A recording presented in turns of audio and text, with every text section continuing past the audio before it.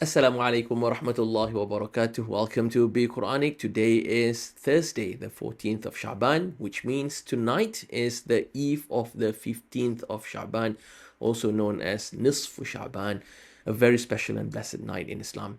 According to one narration, Rasulullah sallallahu alaihi wasallam said that on this night, Allah forgives every single believer except those who commit one of these three things, either someone who cut off ties with their family members, or they are disobedient to their parents, or they hold grudges and hatred in their hearts. So tonight, let's purify our hearts. If there is any resentment, let it go.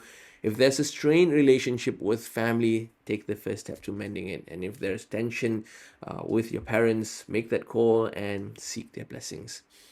This is an incredible opportunity from Allah, a night where He is offering forgiveness to all of us. Let us not let it slip away. So what can we do tonight? Spend the night in worship, recite some Quran, make dua, pray extra sunnah, increase our remembrance of Allah, make salawat to Rasul sallallahu alaihi wasallam. So perhaps before Maghrib, we set a plan like maybe reading half a juz of the Quran or reading 5 pages of the Quran, whatever amount that we can do extra. And then set a target like what istighfar, how many istighfar we want to do 100 times, how many salawat we want to do 500 times, how many rak'at we want to pray, and what are the dua that we want to ask tonight. Have that list handy so that you just check it off as it gets to Nisfu Sha'ban, related to Nisfu Sha'ban tonight, inshallah. Fasting.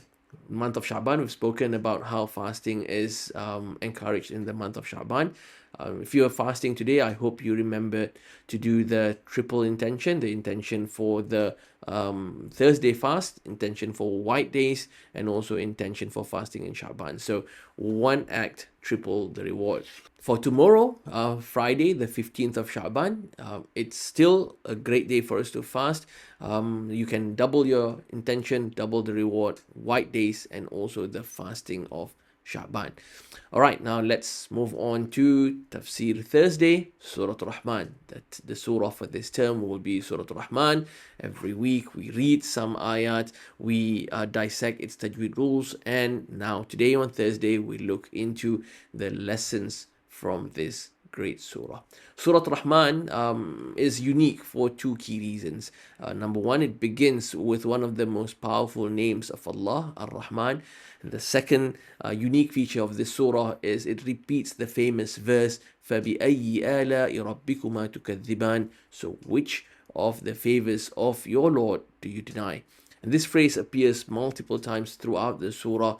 After the first paragraph of the surah, you'll find that every few ayats, فَبِأَيِّ آلَاءِ رَبِّكُمَا تُكَذِّبَانِ. After a few ayats, فَبِأَيِّ آلَاءِ رَبِّكُمَا تُكَذِّبَانِ. Now let's look into number one. Why is Ar-Rahman unique? Most of Allah's names in the Quran comes in pairs, like Sami'ul Alim, وَهُوَ السَّمِيعُ الْعَلِيمُ. He is the most hearing and most knowledgeable.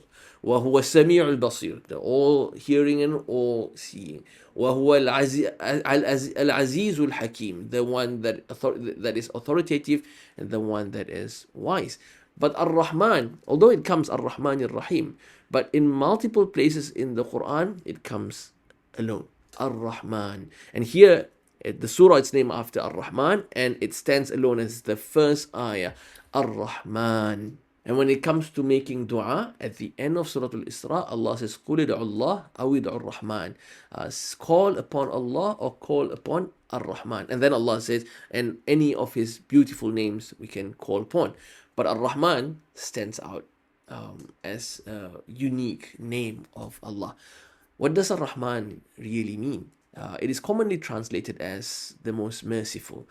I think the word mercy doesn't capture the essence of Rahman, because the English language, mercy is absence of something bad. When you do something bad, you ask for mercy because you don't want to be punished. So it's like being spared from punishment, forgiveness. While Ar-Rahman has that component, but it goes deeper. Where in one hadith, Allah said, أَنَا اللَّهُ وَأَنَا الرَّحْمَنُ وَخَلَقْتُ الرَّحِمْ وَشَقَقْتُ اسْمُهَا مِنْ اسْمِي. I am Allah and I am Ar-Rahman. I created the womb. The word womb in Arabic is Rahim.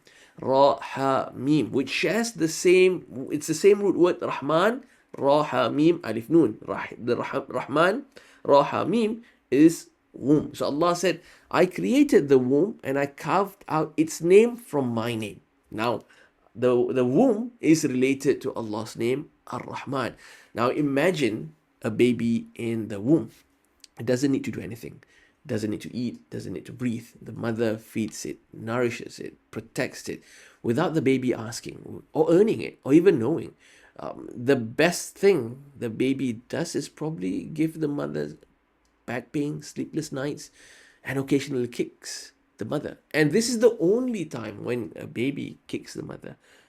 Mother is not angry. In fact, the opposite happened. Mother gets very excited, calls the entire village, the whole family knows, oh, the baby kicked me today. Don't try it once you're out of the womb. You only do it then. Out of the womb, you get into major trouble. Now, having that, understanding that, apply that to Allah. Ar-Rahman is a hyperbole. That love, that compassion, that care, that nourisher, sustainer, that a mother, protector, mother has for that baby in the womb, take it to the extreme beyond our imagination. That is Allah. Allah sustains us completely. He provides air, food, health, opportunities without us earning them. Even if we disobey, He continues to provide. It's not like because you missed Fajr in the morning, 2 rak'ah, you did not pray 2 rak'ah this morning, I'm going to cut off oxygen for 2 minutes. If that happens, we're going to be in deep trouble every time we disobey Allah. No, Allah continues to provide, continues to sustain because He is Ar-Rahman. And this is why Ar-Rahman is more than just mercy. It's nourishment, it's love, it's compassion, it's care, whether we deserve it or not. Now, let's look at the second unique feature. فَبِأَيِّ آلَاءِ رَبِّكُمَا تُكَذِّبَانِ. This repetition of this ayah. Which of the favors of your Lord will you deny? Allah repeats this ayah over and over again in this surah. It's almost like a wake-up call. Why? Because we have to understand the context of this surah. It was revealed mid to late Makkah. If you look at the history of the Prophet's da'wah, the first 3 years was private da'wah. During these years of private da'wah, the opposition was also private. You control your family members and that's about it. You stop your family members from being Muslim. That's what the Quraysh did. And from the 3rd year onwards, the da'wah went public and then the opposition also went public. 3rd to 5th year, it was mainly verbal abuse. But when the Quraysh saw that verbal abuse did not stop the growth of Islam, instead it continued to grow rapidly, they escalated the opposition and became violent, went physical the 5th year onward. This is where the surah is being revealed. The Quraysh is very stubborn, kept on abusing people, the Muslims, torturing the Muslim, and came to a point killing some of the Muslims. So Allah would remind the audience of Surah Rahman, saying, remind of the bounties that Allah has given, that you would not have existed, you would not have survived without Allah and His blessings and His favors to you.